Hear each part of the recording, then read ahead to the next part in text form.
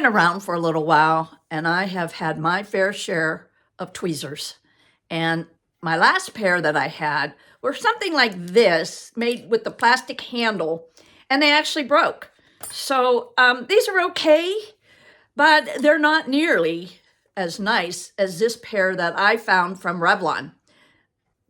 These tweezers, now, you know, I get the chin hairs, and at this age, they're not always black. They can be clear, so you're kind of like shooting in the dark when you're trying to get them picked out. But this is very precise. It would work great if you had a splinter and you want to get in there and pick it out really quick.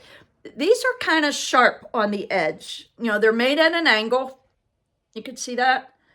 And they're very precise. I only have to go after that particular nasty hair once, and I got a hold of it. Where with these other ones, I'm sitting there all day long picking. So what this does is helps alleviate any type of breaking of the skin or anything like that. You get clearer you don't get any irritation of the skin like I would get with these. This one is very precise and it will pull it out. I really like this.